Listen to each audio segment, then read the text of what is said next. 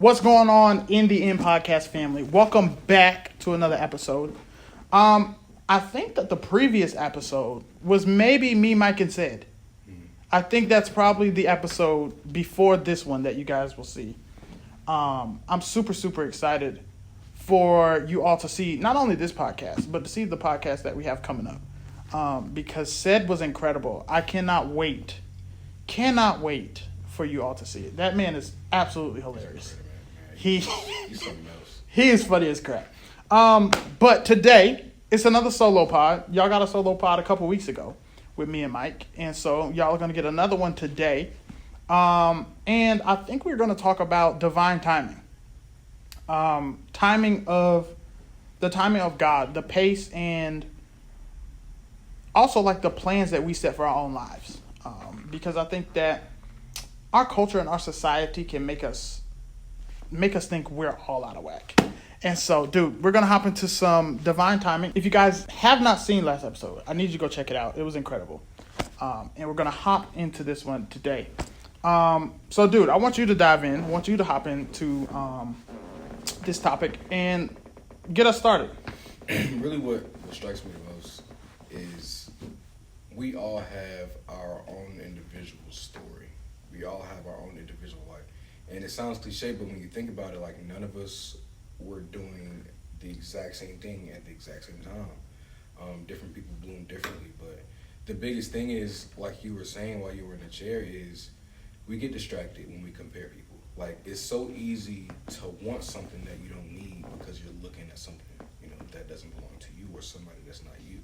So it's dangerous, and we put this part out a long time ago, comparison being a killer, but it's deeper than people think because you can easily get envious of what you don't have yet. And when we think we're ready for what we want, a lot of the times, we're not ready. But when you rush what's not there for you, sometimes God will give it to you just to show you that you weren't ready for it. Yeah. So I think it's safer for you to play ball, just relax, do what you need to do, and allow God to move on your behalf on His timing. Your timing is way too dangerous. You don't know where we're going. Yeah, I think that we have lost sight of pacing. We don't really understand the art of pacing yourself. We see something and we go after it full steam ahead. Yeah. And it's like, well, maybe, just maybe, you gotta pace yourself before you get there.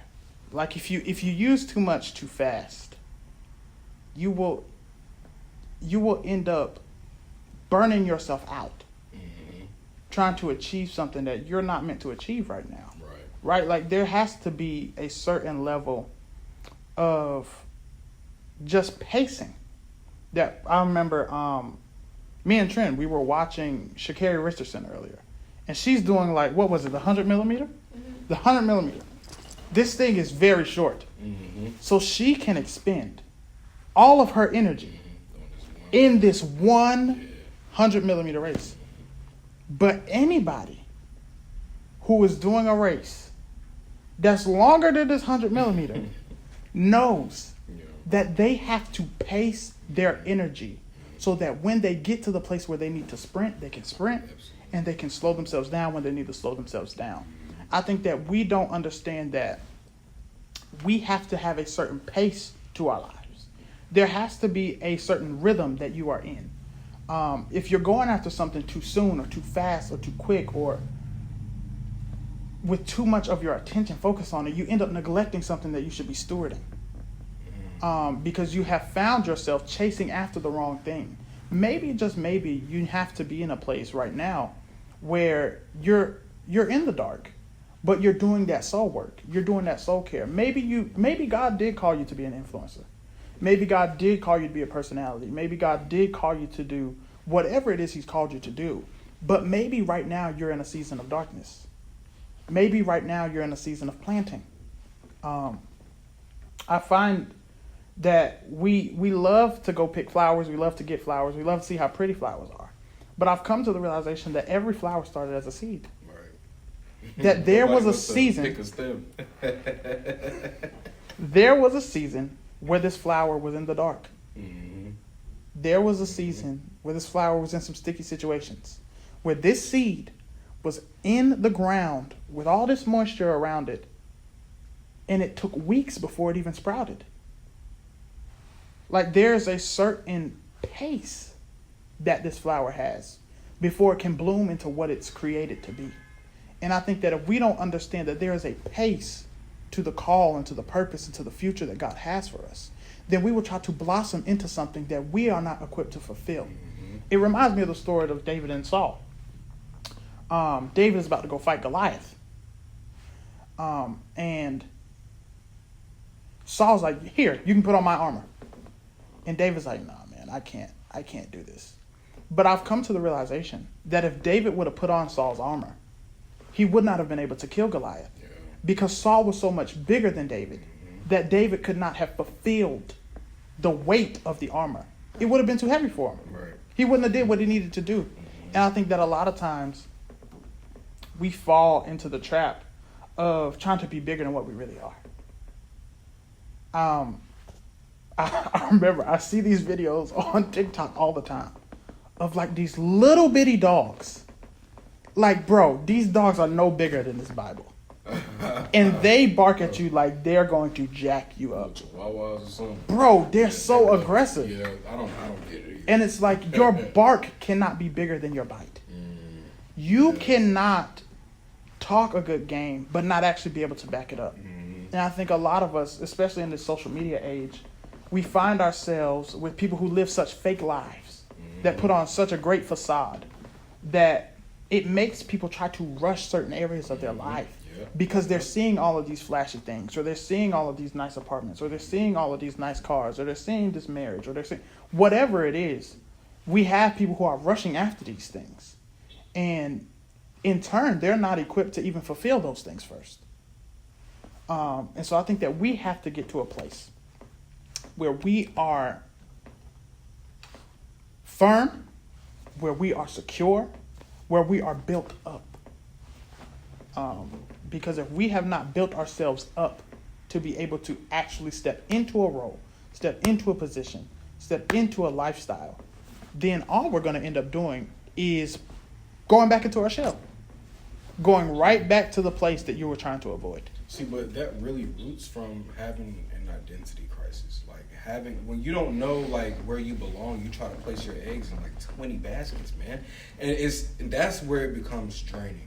When you have all these things you like to see, all these things you like to do, but you don't know where your lane is. You on 85, but you need to be on 70. You know what I'm saying? Like it's a lot of times where we like it's easier as we're younger because we don't know. We don't know where we're going. We don't know where our careers are supposed to be established. It's easier to do that and rush where we don't need to be because we don't know where we need to be. We don't know where we're going. And I think the prayer needs to change from God, I need this, and God, I need that, to God, place me where I need to be. Because at the end of the day, it's like, if you don't belong there, it won't work anyway. That part. He's going to pull you out of that, so why waste that time? Like, pray about where you need to be. That's good. That is, okay, so it made me think, now, y'all know I'm a preacher, so like, I have preacher brain. So, the most important thing is pace. Yeah. The second most important thing is placement. Yeah. Where are you? Where are you currently? It's the same question God asked Adam in the garden. Adam, where are you? Where you at, fam? It's just like Jonah and the whale. Jonah's like, I'm going this way. And God is like, no, I've placed you here. And I think that if we neglect where God has placed us, that can cause us to rush our pace. We have to become aware of our surroundings and aware of our environment and aware of where am I supposed to be? I think that's the question that we have to ask God. I think you were right, that there has to be a curiosity about us to where we ask God, where do you want me to be in this season of my life? Because if I'm in the wrong place, I will never actually be able to step into the right pace. Right.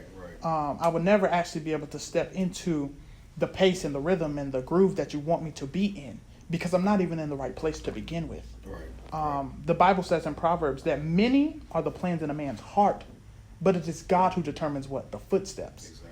I think that if we are going to actually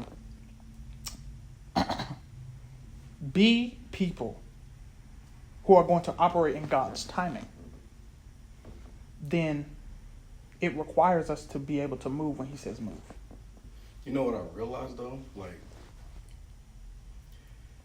a lot of people, their time has already passed them, but because, how can I say this without offending people? Offend everyone. Like, but because you can't be trusted with the little, God can't give you a lot. Like, if you have $20 and God tells you, hey, I need you to give this $20 to so and so, you go, I'm gonna go with water 99¢, and I'm gonna get a rest to him. Like, if God can't trust you with that, why would he give you 6 figures to feed a church? Yeah. You know? And we shoot ourselves in the foot because a lot of times our understanding of trust and timing isn't God's understanding of trust and timing. Like, when you tell your parents you need to do something, right? You fully trust them to take you where you need to go, to do this and do that. But we question God on a daily basis of our well-being. We worry about the things, I forgot what scripture this was. We worry about so much stuff that even animals don't worry about. Like, yeah. we focus on the things that will slow us down rather than push us forward. If we put us in a position where we're grateful daily, we're grateful for what we have, then God will probably do that because you're grateful for the little that you have. You'll be grateful for the lot that you do get. Yeah, bro. I think it comes down to obedience. It is something that we talk about time and time and time again, but I think that's what it comes down to. Can you be obedient to where he's placed you? Can you actually steward where he's placed you? I think we forget that Jesus only did 3 years of earthly ministry. 30 years, homeboy was just out here. Living. Yeah, just do his thing, yeah. From birth until 30. Living. He did not even step into all of the miracles and all of the things that he wanted to do until he had reached 30. 3-0. And I think you're right. I think it is an identity crisis because we don't know who we are. I think the beauty of Jesus' story is that it's in Matthew's gospel. It's in, I think, all of the gospels. Before Jesus ever does a miracle, he gets baptized by John. And after Jesus is baptized, the Bible says that a voice from heaven cries out and says, "This is my son who I am well pleased with." Before Jesus ever does a miracle, God already called him his son. And I think that if we don't know who we are, before we step into our purpose, before we step into who God called us to be, before we step into this future that we have created in our minds and in our thoughts, if we don't understand who we are first, who God has created us to be first, then all of it will be in vain. Yeah. All of it. Yeah. We have to, Yeah. absolutely. We have to know who we are. And when we know who we are actually able to operate in that. Can you actually understand that you are a child of God? And that what he has called you to do, it pleases him. So now, rather than you doing it out of your own ambition, out of your own desires, you simply want to do it because it's what pleases him. Right. Perspective. You helping me preach. Pace, Yeah. placement, and perspective. There it is. Perspective. How are you viewing this? How are you seeing this? Because if you're seeing it out of your own selfish ambition, then of course you'll feel out of place.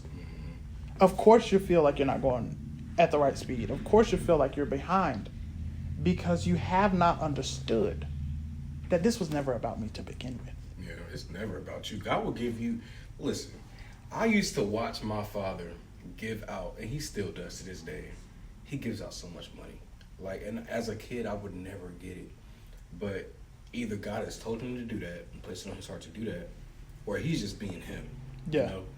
And it's like when you invest into being a real Christian, like when I say a real Christian, that means not just reading your Bible. I'm talking about you making a conscious decision to walk like Christ every day. Yeah. Like, we as Christians, honestly, it kills me because we shut our hands and lights down for so much. But if Jesus were here, he would make the best of every situation. He would make us invest into our fellow man. But we get into such a mindset of us, that we don't give out anything. We don't know how to treat people that are on the side of the road. And it's like you have to have a certain understanding of where you are in life. If you're too cocky or full of yourself to help people, God will never allow you to be a leader. He'll never allow you to have followers. He'll never allow you to go to certain places if you can't humble yourself now. There's really the thing where was it at? It was just some random movie, man. And a lot of people were in a place where it was very Bible-based movie, and a lot of people were placed where they didn't want to be, and they had to deal with it for a long time. And you either drive yourself crazy or you humble yourself. The people that were humbled were released. But you drain your own dig, like you dig your own holes. You drain your own holes because it's like you don't know what's best for you. So you try to place your eggs in everything else, so you overlook what's for you. The biggest part of it is the perspective. When you know that this is the book you need to read, you won't read this book. Like, you'll stay here and you'll stay persistent. And when you step into, like you said, step in somebody else's grace, that's worse than trying to figure yourself out. Trying to step in somebody else's grace is just going to scar you. Now you've got to deal with this scar that you were never meant to have. It's tough to see, but so many people do it every day. Yeah, I think we've lost the art of waiting. We don't know how to wait. There's beauty in waiting. It builds so much patience. Like, the patience that you need at 20 isn't the patience you need at 40. Why would he give you something at 40 at 20? You're not ready for it at all. Yeah. I mean, the man Abraham, homeboy was 100 years old when he got his son. Man, that's a long time. Some of us are 19 with 4 kids. I'll be like, yeah, they can't wait. They can't wait, man. They can't wait. They have not heard the Maverick City song. So Hey, yo. they are not Tim's. They will not wait for you. Anyways, That's good. I think that we've lost that art. There's a certain patience that is required. Why would I give you this now? Why? What makes me want to give you this now? Right. It's almost like a parent and child. The parent asks the child, hey, what do you want for Christmas? I want a Game Boy. I want a PS5. I want no. I'm sorry for people that don't know what a Game Boy is. That's my generation. I'm sorry. I want a PS5. I want an Xbox 360. I want a MacBook or iPhone. But you have been ignoring your chores in the house. You have been late in curfew. You have been neglecting everything in the house. Why would they even give you anything? So until you know how you can perform, until you can show your responsibility with the small things, you won't be given anything bigger than that. Yeah. I think it's Ecclesiastes that talks about there's a time for everything. I'm actually going to find it and read it. For everything there is a season. This is Ecclesiastes 3. And a time for every matter under heaven. A time to be born and a time to die. A time to plant and a time to pluck up what is planted. A time to kill and a time to heal. A time to break down and a time to build up. A time to weep and a time to laugh. A time to mourn and a time to dance. A time to cast away stones and a time to gather stones together. A time to embrace and a time to refrain from embracing. A time to seek and a time to lose. A time to keep and a time to cast away. A time to tear and a time to sow. A time to keep silence and a time to speak. A time to love and a time to hate. A time for war and a time for peace. Everything. That literally listed like everything. There is a time for it all. And you have to have the discernment to be able to figure out, what time is this? Where am I at now? Not where will I be. That self-awareness. Not where am I headed, and not where have I been. But where do you have me now? Now. We mentally 3-4 years ahead. And I'm not saying not to plan, but there's a time to plan. Yeah, but you can't plant multiple seeds and only tend to a few of them. Like you need to pay attention. It's like having 5 kids and only favored in 3. It's like you need to have a balance of what's for, like you said, there is a time and a place also for everything. And I think that a lot of us are trying to live mentally. We're living in our 30s. I'm only 24, and I've caught myself living as I'm 34, 35. And what they call it, a Holy Ghost hush. Every time I want to say certain stuff, God's like, no, don't do it. Don't say it. Don't do it. And it's like, yeah, thank you for that patience, that unction. But like we need to get out of the rhythm of trying to get ahead, but we haven't dealt with our issues now. I also believe, because like a lot of people ask me all the time, how'd you go viral on social media? What's your thing? Da da da da. And I'm just like, it was the timing. Yeah. I capitalized when it was my time. There was a season where I was posting every day. Every day for months. Didn't miss a day. But now I'm in a place to where it's like, okay, I need to regather and recuperate so that I can actually fill myself up in order for me to pour myself out. Because I understand that there's a time. There's a time.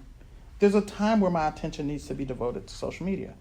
There's a time where my attention needs to be devoted to creating course content. There's a time where I understand my attention needs to be devoted to strictly studying this one passage, this one chapter, this one book. I understand that there's a time. There's a time for certain things. And I think that if we don't grab that, if you don't grab nothing else from this pod, grab that. What is your time? Where are you now? Be present. Be here. The future is great. I say this all the time. The past is great to visit, and the future is great to think about. But both of them are terrible places to live. Absolutely. Terrible places to live. We visit the past, we visit the future, but we don't live there. Yeah. We can't stay there. We don't like to deal with that now. We're not content with the now. And it's crazy because 30 years from now we'll this have pod about to be 45 minutes. we sometimes we will. I know that there are goals that we will reach, but it's always up to us to either make the best of what we have, or God's gonna strip it. Like there's just no need for God to give you something that you're not grateful for. That part. There's no reason for it. And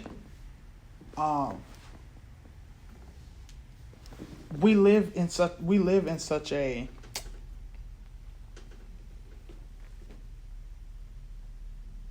what's the word I'm looking for? We live in such an anesthetic culture. What looks good, what feels good, sounds good. Not only, I must have misspoke. Not like aesthetic, like the way something looks, but like anesthesia. So like numbing. We live in a culture that loves to numb. That's good. That's good. We are in that type of culture to where everything that is around us has to numb us because we can't deal with ourselves. Which is why social media is such a killer. Social media is so surface. Because it numbs you. It gives you. Man. Them folk be struggling for real. You only see what's pretty. I'm telling you. It gives you an outlet. It gives you something to distract you. We are either distracted or numb. Yeah, that's just about true. We're either distracted or numb. Yeah. But there are very few people who have dealt with themselves, who have sat down and for hours at a time dealt with what they were feeling, dealt with everything that was in them. And because we have not dealt with the stuff that has happened to us, it leaves us feeling uncontent. We don't feel content. It leaves us desiring after things because we have not done the work to be content in the first place. Yeah. We have not done the work to understand that where I am now, God, if you don't even do it, you've already done enough. I'm grateful for what you've already done. There it is. Even if I don't reach it, it's great to dream about it. But God, even if I don't reach it, I'm thankful that you brought me this far. See, and that mindset will bless so many people, man. When you're able to be grateful every single day for what you have. We don't even think about the small stuff, bro. We're able to sit here and look at each other with our own two eyes. It's the little things. I know blind people. I'm like, it's really insane how much we overlook like the blessings that we have. Just to be able to breathe on our own without a tank and walk around on our own 2 feet it's a blessing. I'm not even trying to be funny. I have a cousin with a crooked eye. Oh my God. Like his eye is crooked. It's like, I be trying to laugh at stuff like this, but bro, making it worse. We're immature. If y'all haven't noticed now, we're immature. I told y'all this before. I'm not nobody pastor, so I do what I want. I'm just a drummer in the band. Now, if somebody tells me to take this down, then it'll be taken down. But Y'all be okay. Oh man, but we're not content. Yeah. We're not grateful for the things that we have because we have become so infatuated by the things that we want. Right. And it's like, well, that's why you're rushing. But we think our desires is more important than God's necessity over our life. Like if there is a certain place we need to go, there's certain things God needs to give us. But if we're always looking over here, we'll never see what he's trying to give us if we would just turn our head and just ask him, hey, what do you need me to do? Yeah. Because at the end of the day, like I said before, you don't know where you're going. We have so many plans, but the trust in the person that gives us life is just not there. I don't understand that. Me personally, if I didn't wake up every day and just talk to him, I feel weird. Yeah. Like I need to say something because at the end of the day, if we don't ask him every day, what do you want me to do today? Who do you want me to talk to? Who do you want me to touch today? Pause. What do you want me to do today? And it's really crazy because you'll have these people that are just so full of themselves. They're only worried about what they want to do today. Not what can they do for people today. Yeah, that's real. Okay, last thing, and I promise I'm done. Because it's at like, I think we're at 30 close. Almost 30. When we understand that obedience is the key to the door that we want to enter, then our life will begin to make sense. Yeah, it'll be a lot more simple. Yeah. For sure. It will begin to make sense. Mm-hmm. Even when his instruction doesn't make sense. Because his instruction... That's hard. God doesn't make sense, man. His instruction will never make sense. Sometimes you just got to do it. You want me to do what? Yeah, you just got to do it. Sometimes it's not going to be your forte. Yeah. That's some people's biggest problem. They're not used to doing certain stuff and they don't want to be out the box. That part. But you're going to have to. And it brings me back to Abraham. You gave me this man. Yeah. You literally gave me this dude. And you asked me to kill him? Honest, I don't know. Me being immature, I probably wouldn't have, like... You want me to kill him? No.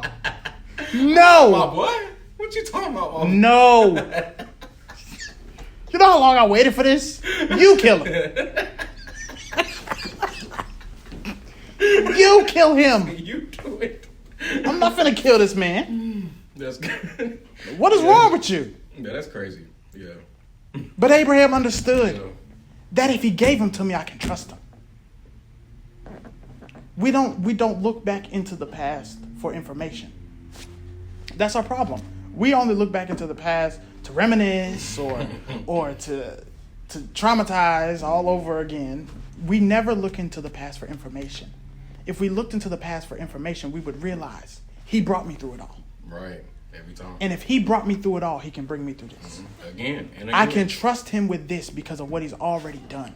We don't look at his track record. And I think that if we don't get to that spot of understanding that what God has called us to do, what God has called us to be, is going to require our obedience. We can step into his timing, we can step into his pace, we can step into his place, we can step into his perspective once we are obedient. Because obedience is the key to the door that we want to go through. All right, fam. I think we're going to wrap it up here. Yeah, I could have went for another 30 minutes. Honestly, I could have. Guys, we are trying to like get new cameras so we can record longer. The cameras that we have now only like limit our recording. So it's like the reason why the pods are like less than 30 minutes is because the camera's time limit cuts off at like 30 something minutes. Mr. Jayon, So, Pastor Jayon China. I am not a pastor. Don't let this man lie to you. I am not a pastor. You know what I'm saying? My Cash App is my name. So, anyways. Do with that with you, please. All right, fam. If you like this episode, I need you to like, share, and subscribe to the podcast. If you're on Apple and Spotify, leave us a rate. Did I say Spotify? It's good. If you are on Apple or Spotify, Yahoo. Yahoo, leave us a rate, leave us a review. I read every single comment, every single review. So if you drop something, I will see it. I may not see an Instagram comment, but I will definitely see your podcast comment. And so please share this podcast with a friend. Share this podcast with someone that you love. I hope it's a blessing to you. All right, fam. I will catch y'all in the next episode. Love y'all. Peace.